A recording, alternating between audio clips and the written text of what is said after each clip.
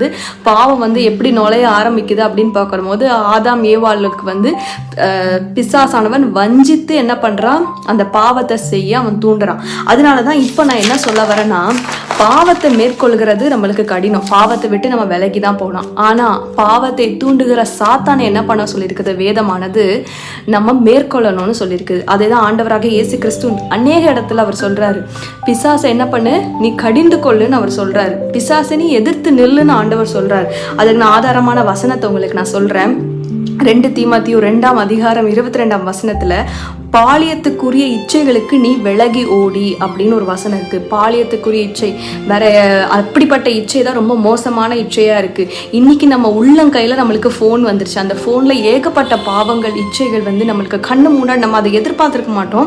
நம்ம ஏதோ ஒரு காரியத்துக்காக அந்த ஒரு வெப்சைட்டை நம்ம யூஸ் பண்ணி நம்ம பார்த்துட்டு இருப்போம். ஒரு நம்ம ஸ்கூல் படிப்பு சம்பந்தமா கூட நம்ம அதில் பார்த்துட்டு இருக்கலாம். ஆனால் திடீர்னு வந்து என்ன ஆகும், இந்த இச்சைக்குரிய காரியம் வந்து பாப்பப் ஆகி நம்மளுக்கு கண்ணு முன்னாடி வந்து நம்மளை என்ன பண்ணுது, பாவத்தை தூண்டுகிற ஒரு காரியமா இருக்குது இல்லையா? அப்படிப்பட்ட பாவத்துக்கு அவங்க என்ன சொல்றாரு ஆண்டவர்னா, நம்ம அதை விட்டு விலகி போகணும். ஸோ அப்படிப்பட்ட காரியம் வருது, நம்ம ஃபோன்ல வருதுன்னா உடனே நம்ம என்ன பண்ணணும், ஃபோனை ஆஃப் பண்ணிட்டு அந்த ஃபோனையே நம்ம தூரம் வச்சுட்டு என்ன பண்ணிடணும், நம்ம விலகி வெளியே போயிடணும். நம்ம வந்து அதில் வந்து நம்ம மேற்கொள்ளலாம், அதெல்லாம் ஒன்றும் இல்லை அப்படின்னு சொல்லி நம்ம அதை வந்து ஃபோனை இன்னும் நம்ம கையில் வச்சு நம்ம பார்த்துட்டே இருக்கும் போது தான் பாவமானது நம்மளை மேற்கொண்டு என்ன பண்ணுது, நம்மளை அந்த பாவத்தை வந்து செய்ய வைத்துருது.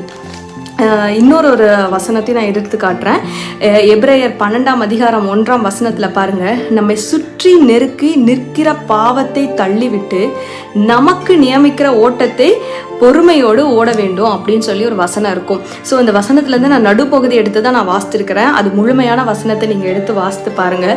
ஸோ நம்மை சுற்றி நெருக்கி கொண்டு இருக்கிறது பாவம். நம்மளை சுற்றி என்ன பண்ணுது, பாவமானது நெருக்கி கொண்டு இருக்கிற எந்த பக்கம் போனாலும் நம்மளுக்கு பாவம் வருது தான். நம்மளோட லைஃப்பில் நம்ம எத்தனை ஸ்டேஜ் நம்ம தாண்டி போனாலும், நம்ம ஸ்கூல் படிக்கும் போதாக இருந்தால் சரி, காலேஜ் படிக்குமா, வேலை ஸ்தலமாக இருக்குது, நம்ம போகிற ஒவ்வொரு இடத்துலையும் என்ன இருக்குது, பாவம் இருக்குது. நம்மளை சுற்றி பாவம் இருக்கு. ஆனால் அந்த பாவத்தெல்லாம் என்ன பண்ணணுமோ நம்ம தள்ளி விட்டு மேற்கொண்டு ஆண்டவர் நம்மளுக்கு என்ன பாதையை வைத்திருக்கிறார், நம்ம வாழ்க்கையில் அவர் என்ன ஆசீர்வாதத்தை வைத்திருக்கிறார் அப்படின்றத நம்ம எதிர்நோக்கி போகணும். இந்த பாவத்திற்கு நம்ம முக்கியம் கொடுத்து இந்த பாவத்தை நான் மேற்கொள்கிறேன். ஒன்றும் இல்லை, ஒரு சின்ன எக்ஸாம்பிள் சொல்கிறேன். நீங்கள் ஸ்கூல் படிக்கிற பிள்ளைகளாக இருந்தால் சரி, ஒரு காலேஜோ இல்லை வேலை பார்க்குறவங்களா இருந்தால் கூட சரி, உங்களுக்குள்ளே வந்துட்டு திடீர்னு வந்துட்டு யாராவது ஒருத்தர் வந்து உங்களுக்கு இந்த லவ் பண்ணுறேன், அந்த மாதிரி டார்ச்சர் இந்த மாதிரிலாம் இருக்குது அப்படின்னும் போது அவங்களுக்கு நான் சொல்லி புரிய வைக்கிறேன், ஃப்ரெண்டு மாதிரி பழகிறேன், அந்த மாதிரி இதெல்லாம் நம்ம என்ன பண்ணணும், அவாய்ட் பண்ணிடணும். முடிந்த அளவுக்கு இந்த மாதிரி காரியங்கள், பாலியத்துக்குரிய இச்சைகள் நம்மளுக்கு வரும்போது, இப்படிப்பட்ட சோதனைகள் நம்மளுக்கு வரும்போது என்ன பண்ணணும், நம்மளுக்கு ஆண்டவர் ஒரு ஆசீர்வாதத்தை வைத்திருக்கிறார். அந்த ஆசீர்வாதத்துக்கு தடையான இந்த பாவம் வருதுன்றதை நம்ம உணர்ந்து என்ன பண்ணணும், இந்த பாவத்தை விட்டு நம்ம விலகி விடணும். இந்த பாவத்துக்கு நம்ம வந்து மேற்கொண்டுடுவேன், இது